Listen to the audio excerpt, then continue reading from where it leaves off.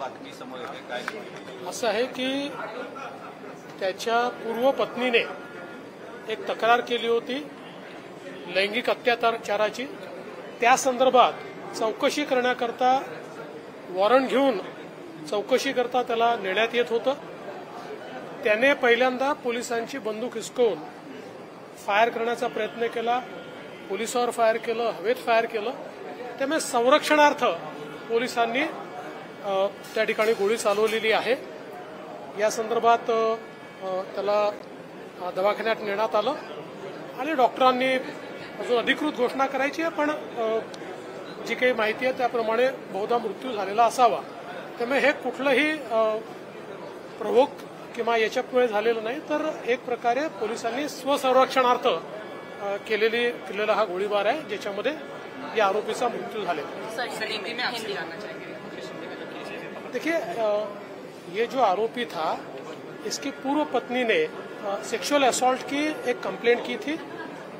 उसके लिए एक वारंट लेकर उसको उसकी तफ्तीश के लिए लेकर जा रहे थे।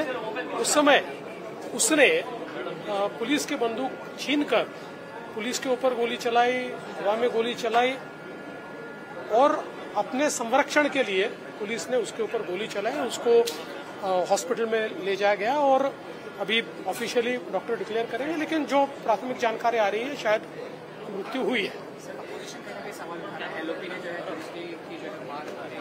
देखिए, अपोजिशन हर तरीके से हर चीज पर सवाल उठाता है और यही अपोजिशन है जो बार बार बोलता था फांसी दे दीजिए। अब वही अपोजिशन जब पुलिस के ऊपर गोली चलाई जाती है तो पुलिस अपना रक्षण करेगी या नहीं करेगी। मुझे लगता है कि इसके ऊपर इस प्रकार से विवाद करना बहुत गलत बात है।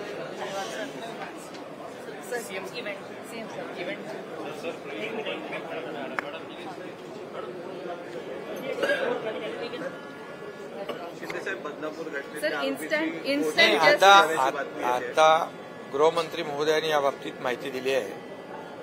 माझ्याकडे जी माहिती आली ती तशीच आहे की अक्षय शिंदे नावाचा आरोपी जो बदलापूरमधल्या केसमध्ये होता, एक लहान बच्चूची जी दुर्घटना घडली होती आणि त्याच्यावर देखील अनेक जो अक्षय शिंदे आहे त्याच्या पत्नीने देखील त्याच्यावर अलिगेशन केले होते लैंगिक अत्याचाराचे आणि अशा प्रकारचा हॅबिच्युअल गुन्हेगार तो होता आणि त्याला तपासासाठी बाहेर आणल्यानंतर त्याने पोलीस API निलेश मोरेवर गोळी झाडली। त्याच्यामध्ये निलेश मोरे जखमी आहे आणि मग स्वसंरक्षणार्थ पोलिसांनी बचावासाठी